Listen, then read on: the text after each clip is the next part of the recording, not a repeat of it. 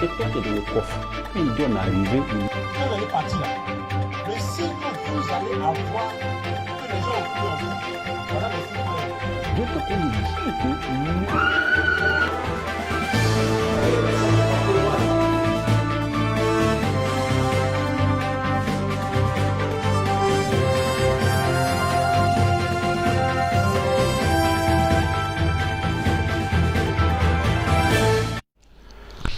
Alléluia. Shalom à quelqu'un qui m'écoute. Shalom et que Dieu te bénisse amplement et fortement. Merci encore une fois d'être présent à ce rendez-vous hebdomadaire dénommé le temps d'enseigner, qui est devenu pour nous comme un rendez-vous incontournable tous les dimanches à partir de 16h. Rendez-vous par lequel nous laissons Dieu nous instruire via sa parole, via la révélation de sa parole. Et nous osons croire que depuis que tu as commencé à nous suivre, quelque chose de Dieu est tombé sur ta vie et t'a fait transcender pour atteindre la hauteur dans la présence de Dieu.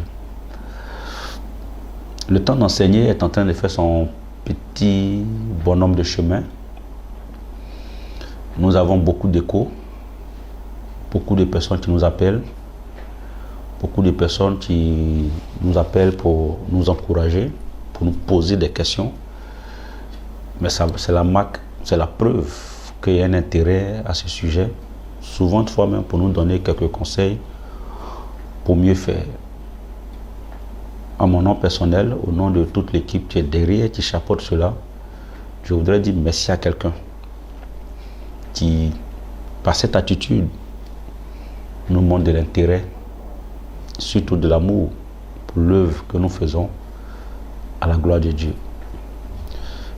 Encore une fois, je voudrais inviter quelqu'un à en faire le relais dans ces différents canaux de communication afin que, comme je le dis, le maximum de personnes soient touchées. Alors, il y a quelques enseignements au préalable. J'avais dit que, demandant que vous partagiez, ce n'était pas forcément pour un souci de visibilité. Les gens veulent qu'on nous voit. Mais c'est pour un souci d'impact. Parce que nous ne pouvons pas accepter que le monde entier ne soit pas touché par l'évangile. Donc si tu as ce fardeau comme moi, si tu as ce fardeau comme c'est les lumières du monde, je pense que après on n'aura pas besoin de te demander d'être le relais. Ça sera ta contribution à l'expansion de l'évangile. En tout cas, de l'évangile via ce canal. Et donc, je voudrais te mettre à contribution, pour que tu puisses au maximum partager et être généreux pour tes frères et sœurs. Notre temps d'aujourd'hui aura pour thème: tu as de la valeur. Et le texte que je vais prendre pour t'enseigner, peut-être que quand je vais le lire, tu ne comprendras pas de prime abord en quoi est-ce que dans ce texte très biblique on peut te montrer que tu as de l'importance.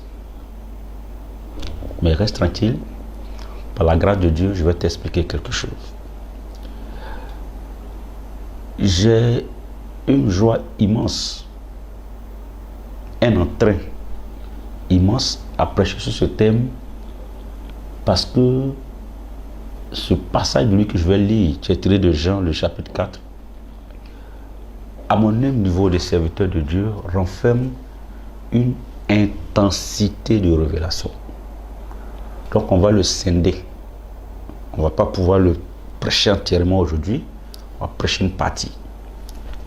Et par après, Dieu aidant, on touchera les autres parties selon la motion qu'il nous donnera. Parce que généralement, Jean, le chapitre 4, quand on le prend, c'est pour prêcher sur les vrais adorateurs de Dieu, l'adoreront en esprit et en vérité. Mais aujourd'hui, on ne va pas toucher à ça. Je vais juste m'attarder sur l'entretien entre Jésus et la Samaritaine, pour que tu vois à quel niveau tu es important aux yeux de Dieu. Jean, donc, le chapitre 4, à partir du verset 1er. les Écritures disent ceci. Le Seigneur sut que les pharisiens avaient appris qu'il faisait et baptisait plus que Jean-Baptiste. Toutefois, Jésus ne baptisait pas lui-même, mais c'était ses disciples. Alors, il quitta la Judée et retourna en Galilée. Comme il fallait qu'il passât avec l'accent qu'on fait sur le A, qu'il passa par la Samarie. Il arriva dans la ville de Samarie nommée Sichar, près du champ que Jacob avait donné à Joseph son fils. Là se trouvait le puits de Jacob. Jésus, fatigué du voyage, était assis au bord du puits. C'était environ la 6e heure. Une femme de Samarie vint puiser de l'eau. Jésus lui dit, « Donne-moi à boire. » Comme ses disciples étaient allés à la ville pour chercher des vivres. Le verset 9e pour conclure. La Samaritaine lui dit, « Comment toi, tu es juif, me demandes-tu à boire? À moi qui suis une femme samaritaine. » Les Juifs, en effet, n'ont pas de relation avec les Samaritains. Amen, amen, amen. Je vais aller doucement parce que je comprends toute la difficulté que tu pourrais avoir, je mets au conditionnel, que tu pourrais avoir à trouver un lien entre le thème, tu as de la valeur et le texte que je viens de lire. Je te comprendrai si cet exercice-là est difficile pour toi. Justement, à cette tribune, mon rôle de prédicateur, c'est de te permettre donc de déceler cela. Que disent les Écritures? Et assieds-toi bien. En termes, j'allais dire, d'introduction, ce passage biblique commence par quelque chose d'assez ahurissant, assez inquiétant. Pourquoi? La Bible dit que notre Seigneur est obligé de se déplacer pour des questions de sécurité. Donc de quitter, je lis, de quitter la Judée pour aller en Galilée. Pourquoi? Parce que les pharisiens étaient en train de colporter des rumeurs, des informations selon lesquelles il baptisait plus que Jean-Baptiste. Attendez. Jésus commence à avoir des problèmes parce que le peuple est en train de créer un esprit malsain de concurrence entre son ministère et celui de Jean-Baptiste. Alors qu'à l'époque, en tout cas, dans le contexte de ce passage, les deux ministères qui prospéraient, c'était celui de Jésus et celui de Jean-Baptiste. Les gens commençaient à créer une concurrence malsaine, disais-je, entre les deux ministères, qui va mettre en péril la vie de notre Seigneur. Et donc, pour des questions de sécurité, il lui faut quitter là où il est. Il situe où il est, c'est pas bon. Vous savez, avant de toucher au thème que je vais prêcher, je ne peux pas laisser cette opportunité-là, même si ça pourrait ne rien avoir foncièrement avec le message que je vais donner.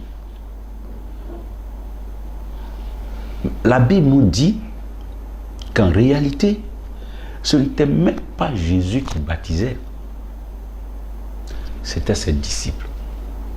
Donc, il y a deux choses gravissimes qui se présentent dans ce décor, qui peuvent souvent salir le nom de notre Dieu, qui peuvent souvent salir l'œuvre de Dieu, qui peuvent souvent salir le nom de l'Église. Première des choses, c'est la concurrence malsaine. Souvent, non. Bon, attendez. Si Jésus baptise plus que Jean-Baptiste, en quoi est-ce que le royaume de cieux perd? Si Jean-Baptiste baptise plus que Jésus, quel est le problème dans ce sens par rapport au royaume des cieux? Écoutez-moi bien. Mais ça, c'est une interpellation à nous donnée par Dieu via sa parole par rapport à nos concurrences malsaines dans l'œuvre de Dieu aujourd'hui. Ça peut créer des problèmes à Dieu. Ça peut faire que les gens ne respectent plus Dieu. Ça peut faire que les gens se foutent de Dieu. Alors, si tu as une sono plus grande que la sono du ministère d'à côté, est-ce qu'avec les deux sonos, grande et moins grande, on ne loue pas Dieu? Alors, si toi tu réunis 5000 personnes et que quelqu'un d'autre réunit 100 personnes, est-ce que le ciel perd? Si toi tu arrives à faire des prières tous les jours, qu'un autre en fait une fois chaque 3 jours, c'est quoi le problème? Ça, c'est une sorte d'intermède pour m'adresser à nous, les serviteurs de Dieu, et à tous ceux qui y aspirent. Comment est-ce que vous pouvez comprendre sérieusement que Jésus peut avoir des problèmes de sécurité, de menaces par rapport à son intégrité physique pour un problème de y baptiser plus que les autres? Moi, je comprends ça difficilement. Hein? Je ne sais pas toi comment tu vois ça. Mais envoie même le débat plus loin. Mais ça veut donc dire que souvent entre nous chrétiens même là, on a des concurrences inutiles qui font perdre le royaume des cieux. Bon, si tu es PDG, que l'autre est stagiaire, c'est pas deux enfants de Dieu dans le monde du travail? Donc, je veux que quelqu'un de chez nous là-bas me réponde. Hein? Si tu as plusieurs voitures, que l'autre en a une, c'est pas de la logistique qu'on peut mettre à la disposition de l'œuvre de Dieu les week-ends? Donc, est-ce que pour ça là, on peut faire en sorte que les gens en veulent à Dieu? Parce que le problème là, Jean-Baptiste n'a pas eu de problème. C'est Jésus qui s'est senti en danger. Je ne vais pas insister sur ça parce que je prévois d'autres messages dans ce sens-là, progressivement. Mais ce passage, il est grave. Jésus a problème à cause de ce qu'on dit de lui. Deuxième problème donc, que je voulais t'aider à déceler, c'est qu'en fait la Bible dit qu'en réalité, c'était des commérages. Ce n'est même pas Jésus lui-même qui baptise. C'était ses disciples. Vous savez, ça m'a fait comprendre que généralement, les gens parlent de Dieu. Les gens parlent de l'œuvre de Dieu sans connaître Dieu, mais plutôt en regardant les actes de ceux qui sont à son service. My God. Jésus a des problèmes parce que les gens pensent que c'est lui qui posait ces actes de baptême. Alors qu'en réalité, ce n'est pas lui, ce sont ses disciples. Mais l'information fondamentale dans cette affaire, c'est que tout ce que nous faisons là, dans le cas de l'œuvre, tout ce que nous faisons en tant qu'enfants de Dieu peut créer problème à l'œuvre de Dieu comme honorer l'œuvre de Dieu. C'est à cause des actes de disciples qu'on pense que Jésus est en train de livrer concurrence à Jean-Baptiste. Et donc j'invite tous les enfants spirituels qui travaillent pour un leader à faire attention à ne pas créer des problèmes à l'autorité que Dieu a mise sur eux par leur comportement. Mais aussi donc à nous qui sommes dans le champ missionnaire, à faire en sorte que nos actes ne fassent pas que Dieu se déplace, que Dieu quitte l'environnement, parce que Jésus est obligé de se déplacer. L'acte que tu poses, les actions que tu poses, Les paroles que tu prononces peuvent édifier comme déstabiliser, peuvent élever comme faire rétrograder, peuvent faire parler bien de Dieu comme faire médire de Dieu. Donc, il faut que tu intègres cela. Ainsi que je l'ai dit, je ne vais pas m'attarder là-dessus parce que ce n'est pas l'objet de mon enseignement. Qu'est-ce que je voudrais te dire par rapport à ce texte biblique? La Bible dit donc que Jésus est obligé de quitter la Judée pour aller en Galilée. Mais entre les deux villes, il y a une ville intermédiaire dénommée Samarie. Samarie, c'est chez les Samaritains.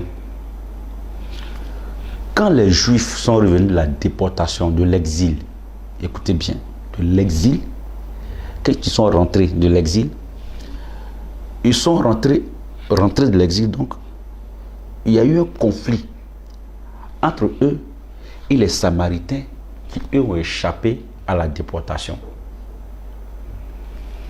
Tu es ivoirien. Je donne un exemple pour que tu comprennes. Donc, tu vas en exil.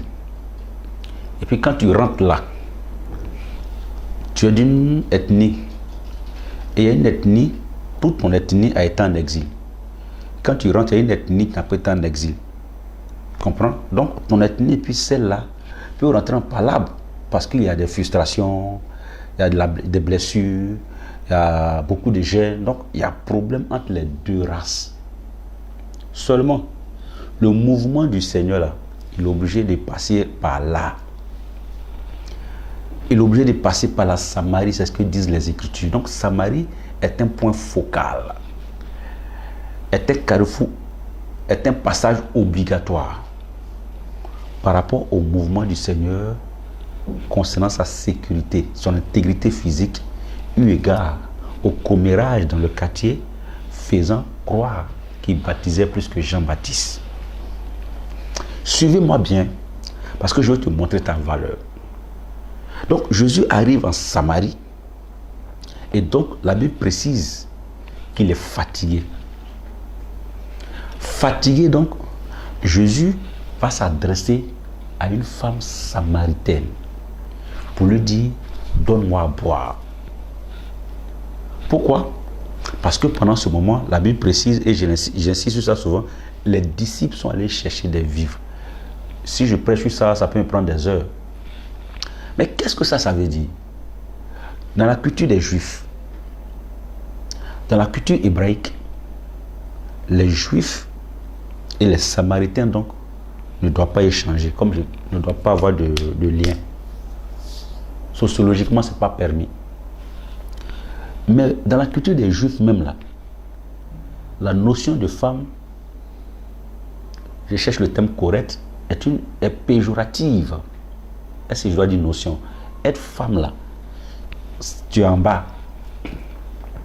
Être femme là, tu ne peux pas causer les garçons. Être femme là, voilà, tu es moins que rien.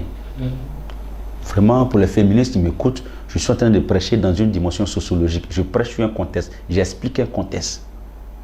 Ok. Ainsi donc, Jésus échangeant avec une Samaritaine, femme de Samaritain, dans sa notion, dans sa dimension samaritain homme, il ne doit pas échanger avec elle. Imaginez donc dans sa dimension femme samaritaine. Mes frères et sœurs, Jésus est en train de casser tout un tas de préjugés par rapport à la valeur de l'homme dont il a besoin. Jésus est en train de briser, mais là de manière éloquente, des tabous. Jésus est en train de remettre en cause certaines choses qui peuvent faire croire que toi là, tu es moins que rien. Que toi là, tu n'as pas de valeur. Parce que cette femme, frères et sœurs, je suis sûr que même dans la société des Samaritains, elle était reléguée au second plan. Ne fût-ce que par les traditions. Mais Jésus arrivant là, va commencer à échanger avec elle. Elle est scandalisée, elle est choquée, elle est dépassée par celui qui s'adresse à elle. Et la Bible dit que, quand vous lisez la suite, cette femme va commencer à dire au Seigneur, elle va esquiver l'entretien, elle va essayer de fuir la demande du Seigneur. En disant, mais attends, toi tu es un Samaritain, comment tu peux demander à moi, une Samaritaine, de te donner à boire? Vous verrez que dans la suite du débat, puisque j'ai dit que je vais scinder ce texte en plusieurs enseignements, dans la suite du débat, le Seigneur va aller jusqu'à lui démontrer toute la faiblesse de sa nature,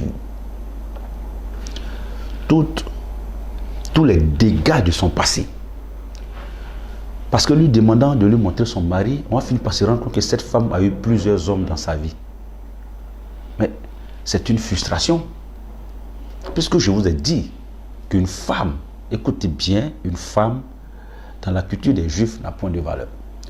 Donc sa valeur, c'est parce qu'elle a un homme garçon ou bien elle a un fils garçon. Donc cette femme-là ne pouvait pas être constamment, sérieusement dans un foyer. Je pense que son crédit, le respect pour le quartier était bafoué. C'est avec elle que Jésus échange. Et c'est à elle que Jésus demande à boire. Je vais vous expliquer pourquoi c'est assez fort pour que tu prennes maintenant la résolution de revoir ta manière de t'apprécier. Jésus n'est pas venu la rencontrer à n'importe quel moment. C'est exactement au puits de Jacob. En Genèse 29e, c'est là que Jacob a rencontré Rachel.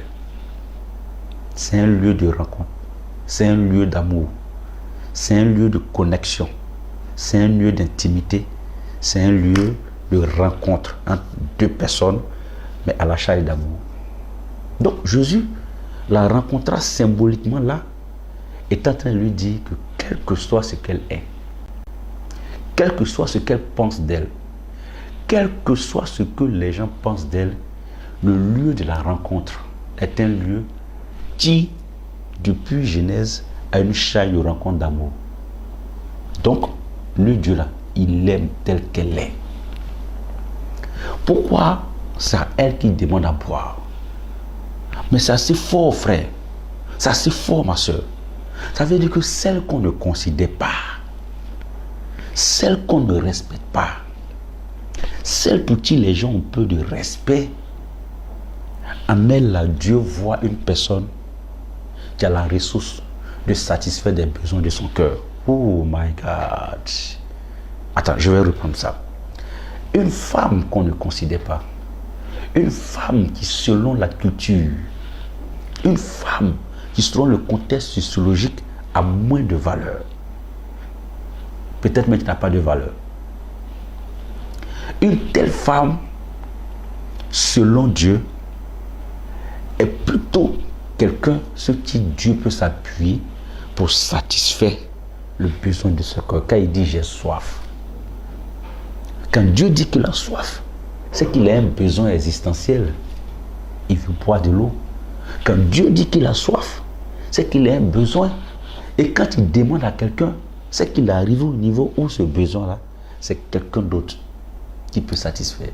Mais je me suis dit peut-être que Dieu, s'adressant à cette femme, il est en train de lui dire que j'ai soif d'une génération comme toi, que personne ne respecte, que personne ne considère, que personne n'honore. J'ai soif d'une catégorie de personnes comme toi, d'une catégorie de chrétiens comme toi, qui sont dans l'anonymat, qui ne sont pas dans le bling-bling, qui sont dans la simplicité comme toi, qui sont peut-être relégués au second plan, mais en fait, qui représentent la catégorie qui peut satisfaire les vrais besoins de mon cœur. La soif d'une génération puissante, la soif d'une génération vraie, la soif d'une génération au service de mon œuvre, de ma cause. Pourquoi? Parce que cette femme va rencontrer Jésus au moment où elle partait puiser son eau. Donc, Dieu, elle vient rencontrer Jésus pendant qu'elle est au service, alors qu'elle n'est pas considérée. Ah, quelqu'un ne m'a pas compris. Elle rencontre Jésus, elle trouve Jésus déjà assis là, pendant qu'elle est à l'ouvrage, elle vient puiser son eau. Mais faisant cet exercice habituel là, dans la société, on ne la considère pas. La soif de Dieu dont je veux te parler, pour montrer ta valeur, c'est que peut-être qu'on ne te considère pas. Dans ta famille, on ne te respecte pas. Dans ton entreprise, tu es vu comme quelqu'un de moindre valeur. Dans ton foyer, tu es méprisé. Partout où tu passes, tu n'es pas considéré. Mais je veux aujourd'hui te dire que dans le Seigneur, l'appréciation sur toi est différente.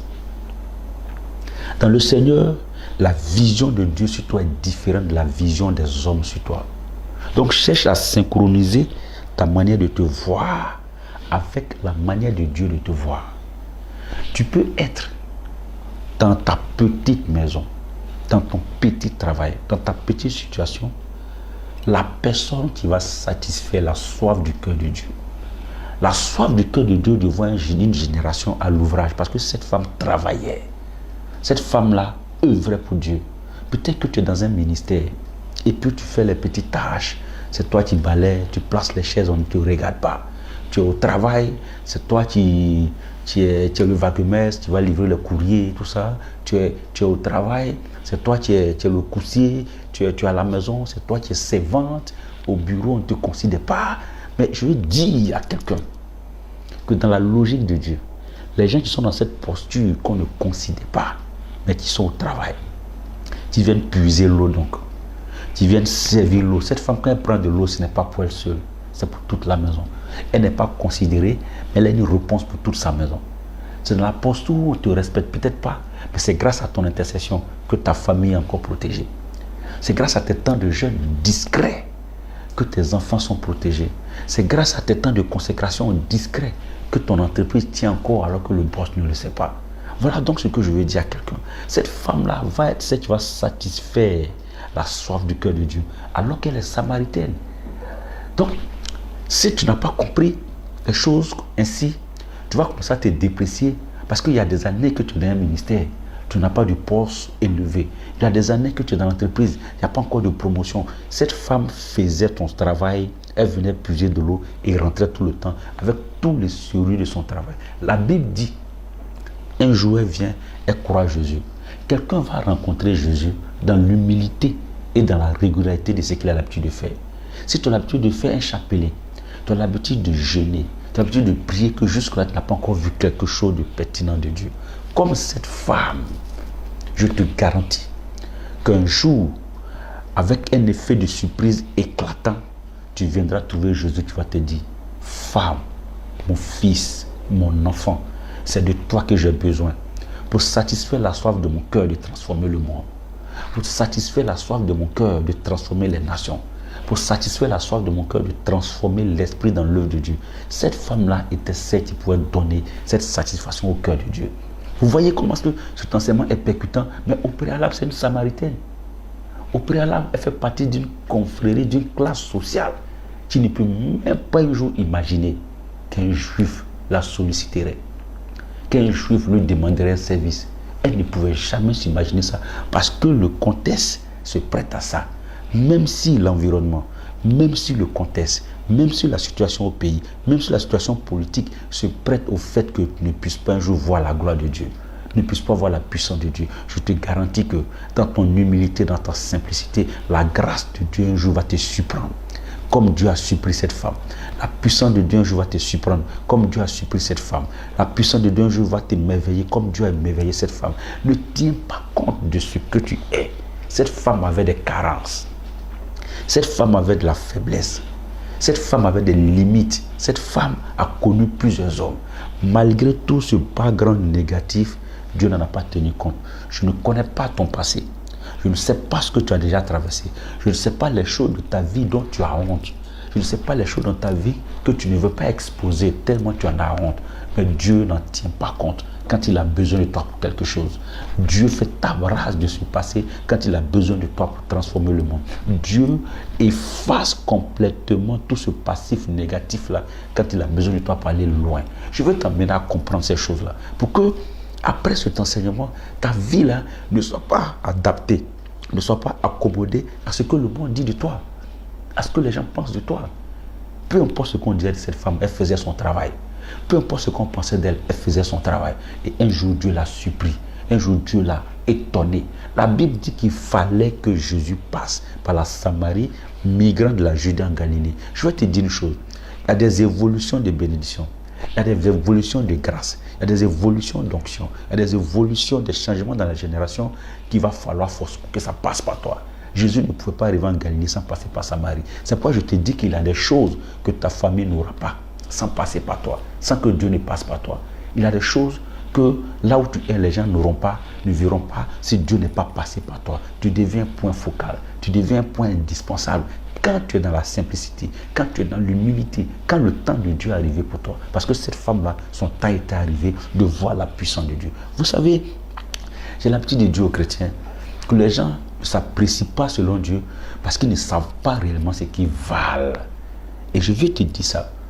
J'ai dit aux chrétiens qu'un chrétien doit comprendre que sa vraie valeur est une valeur divine. Ce n'est aucunement prétentieux. J'explique juste ce que la Bible dit. Tous les animaux qui existent, tous les êtres qui existent, tout ce qu'il y a comme création de la part de Dieu est la conséquence de la parole de Dieu. Que la terre soit et la terre fut. Que le ciel soit et le ciel fut. Le seul élément, je ne sais pas si le terme est correct, bon, vous comprendrez, le seul élément de la création qui n'obéit pas à cette pédagogie, c'est l'homme. L'homme n'est pas la conséquence, n'est pas que la conséquence de la parole de Dieu. Il dit n'est pas que, sinon il est aussi, mais il n'est pas que. L'homme cumule trois choses qui le différencient donc de toute la création.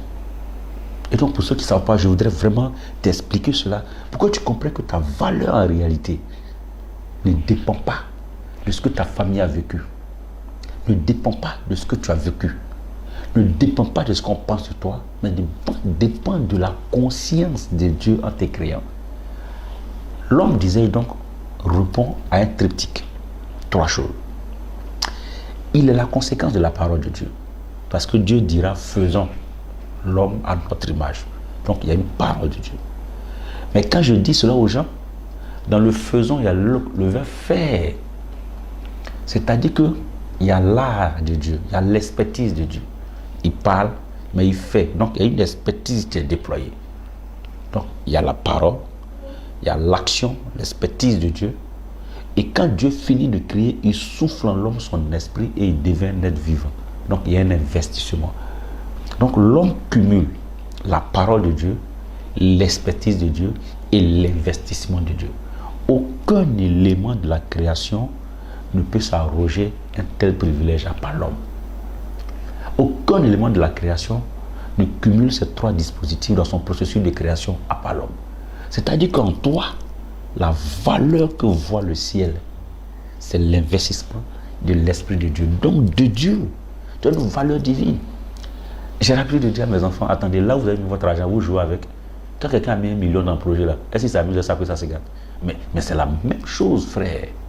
Si Dieu a investi en toi, mais c'est que tu es précieux à ses yeux. Ma soeur, si Dieu a fait un investissement de lui-même en toi, parce que l'Esprit de Dieu, c'est Dieu, mais c'est que tu as de la valeur aux yeux de Dieu. C'est un investissement, c'est capital pour Dieu, c'est importantissime pour Dieu. Permettez-moi de m'exprimer ici. Donc, chrétien, je voudrais, au travers de cette scène-là, de cet esprit biblique, parce qu'un jour je te prêcherai dessus, avant que tu ne sois né, Dieu te connaissait, hein, on va prêcher dessus, c'est prévu. Mais je voudrais ici, là, pendant que le monde tend à mépriser les gens qui n'ont pas l'argent, Pendant le monde t'a fait croire que si tu ne travailles pas, c'est que tu es maudit. Pendant que le monde t'a fait croire que si tu es malade, c'est que Dieu t'a laissé. Mais je veux te dire que ce discours, il est faux. Il n'est pas vrai. Parce que ta nature, ta vraie valeur n'est pas fonction des vicissitudes que tu traverses. Sinon, Job serait-il maudit? Non, dites-moi, Job serait-il maudit? Job fait partie des personnes qui craignaient tellement Dieu que même il priait pour que ses enfants ne pêchent pas contre Dieu pendant qu'il était éprouvé par Dieu. Donc tu vois que si je ne t'ai pas fait comprendre cela aujourd'hui, peut-être que par rapport à la situation dans le monde, tu as perdu ton emploi, tu as perdu tes finances, tu es tombé malade, tu as perdu certains projets, des personnes t'ont laissé. Et il y aurait cette vague assez forte d'enseignement qui pourrait te faire croire que comme tu es en train de traverser ces aléas de ta vie, tu n'as plus de valeur. Tu as été disqualifié dans le cœur de Dieu. Dieu dit non. Je dis non parce que ta valeur véritable selon Dieu dépend du processus de la création que Dieu a déclenché pour toi. Il a parlé, il a travaillé et il a investi. C'est pourquoi tu as l'image et la ressemblance de Dieu. Donc comme cette Samaritaine, une fois que tu as compris cela, même si tu n'as pas l'argent, aime ton Dieu. Même si tu n'as pas l'argent, sais ton Dieu. Même si tu n'as pas l'argent, sois au service de ton Dieu comme si tout allait bien. Un chrétien me comprend? C'est tant si j'entends des choses qui m'horripilent, qui me désolent. Parce qu'on est tous en train de calquer la puissance de l'évangile à un certain niveau d'aisance sociale qui tend à discréditer, à frustrer ceux qui n'y sont pas encore. Je ne dis pas que les chrétiens ne doivent pas réussir. Je suis en train de vous ces temps-ci que pas tous mes enfants, la plupart commencent à avoir des promotions, commencent à avoir le travail. Mais mon rôle de serviteur de Dieu aussi, c'est d'emmener quelqu'un qui actuellement traverse le creuset de l'épreuve, le creuset de la difficulté, le creuset du mépris, le creuset de l'ignorance, que Dieu ne l'a pas laissé, que Dieu ne l'a pas oublié, et qu'il est important entre les mains de Dieu, et qu'il est utile entre les mains de Dieu. Dieu a dit à cette femme, donne-moi à boire. C'est que cette femme qu'on méprisait, qu'on ne respectait pas, en fait, pour Dieu, elle était utile. Pour Dieu, elle était importante. Pour Dieu, elle avait de la valeur. Pour Dieu, elle était une valeur ajoutée. Vous réalisez que les disciples sont allés chercher des vivres, alors que Jésus a soif. Je ne prêcherai pas dessus. Mais quand un maître a soif, ce n'est pas manger qu'on cherche pour lui, hein, c'est l'eau. Bref. Donc, cette femme-là a été la seule personne qui a eu cet entretien avec le Seigneur, qui a échangé avec le Seigneur, qui a parlé avec le Seigneur, puisque les disciples étaient déjà partis. Quelqu'un m'écoute de chez lui. Pendant que tu écoutes ce temps d'enseignement, je ne sais pas là où tu as été frustré. Je ne sais pas là où on s'est moqué de toi. Je ne sais pas là où on ne t'a pas respecté. Je ne sais pas là où les gens te prennent pour un monde qui rien. Je ne sais pas là où on se moque de toi. Je ne sais pas là où les gens te méprisent. Mais je voudrais après cet enseignement que tu boostes ta foi. Que tu recadres. Que tu réadaptes ta vision de toi-même. Peut-être que pour ta famille, tu n'es pas important. Peut-être que pour tes collègues, tu n'es plus importante. Peut-être que pour certains amis, tu es moins que rien. Mais pour Dieu, tu es celui ou celle qui peut satisfaire la soif de son cœur. Qui peut donc aider Dieu à réaliser des choses. Tu peux donc donner un confort au cœur de Dieu. Tu peux donner de l'aisance au cœur de Dieu. Parce que la soif de Dieu satisfait, Dieu retrouve de l'entrain pour continuer son chemin. Tu peux donc aider à l'évolution de l'évangile. Puisque Jésus n'avait pas fini son chemin. Jésus devait aller jusqu'en Galilée. Un chrétien m'a compris. Cet enseignement, je ne serai pas long là-dessus. Parce que je veux révolutionner la mentalité de quelqu'un par rapport à l'appréciation qu'il a de lui. On est dans un contexte où peut-être que tout ce que tu fais ne réussit pas. Quand tu fais, personne n'apprécie. Personne n'appréciait cette femme dans tout ce qu'elle faisait. Mais Dieu venait la rencontrer. Dieu venait la voir.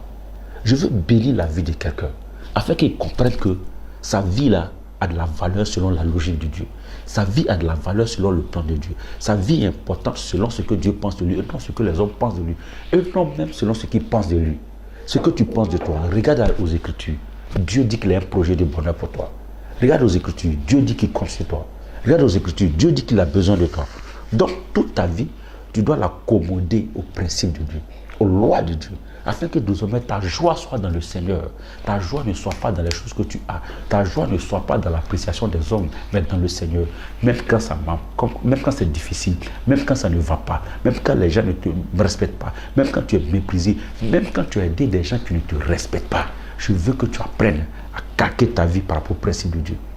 Quand un chrétien a compris cela, quelles que soient les circonstances de sa vie, quelles que soient les difficultés de sa vie, il a de la joie dans le Seigneur. Quel que soit ce qu'il a, il a de la joie dans le Seigneur. J'appelle un chrétien aujourd'hui à être heureux tel qu'il est et à comprendre qu'il a de la valeur. Et donc il demande à Dieu, Seigneur, c'est vrai que je ne suis pas grand type, je ne suis pas une grande dame, mais où est-ce que tu veux aller avec moi? Quel est le niveau de soif de ton cœur que tu veux que je puisse satisfaire par ma vie, par mon ministère, par le peu de moyens que j'ai, par ma petite activité, Seigneur? Je ne veux pas être inutile parce que je ne veux pas me voir comme le monde. Je ne veux pas être inutile parce que je ne veux pas m'apprécier comme le monde. Je veux m'apprécier comme toi, Seigneur. Que ta grâce soit avec moi afin que je marche selon toi. Cette femme-là est celle à qui Dieu s'est adressé. Par elle, les Juifs et les Samaritains commencent à échanger. Ça veut dire qu'en réalité, l'entretien avec elle, l'entretien de Jésus avec elle a brisé un tabou, a brisé un mythe, a brisé une règle. Tu peux être la personne à qui Dieu va briser la malédiction qui faisait que la grâce n'arrive pas dans ta famille. Grâce à elle, Dieu a échangé avec les Juifs. Grâce à toi, Dieu va échanger avec ta famille. Grâce à toi, Dieu va rentrer dans ta famille. Grâce à toi, Dieu va rentrer dans ton entreprise. Grâce à toi, Dieu va faire du bien à ta maison. Je veux que quelqu'un se mette à genoux là où il est et que je prie pour lui. Seigneur notre Dieu, je bénis ton nom. Que ton Saint-Nom soit béni, Seigneur, pour ce que tu bénis la vie de quelqu'un. Que ton onction soit sur la vie de quelqu'un. Que ta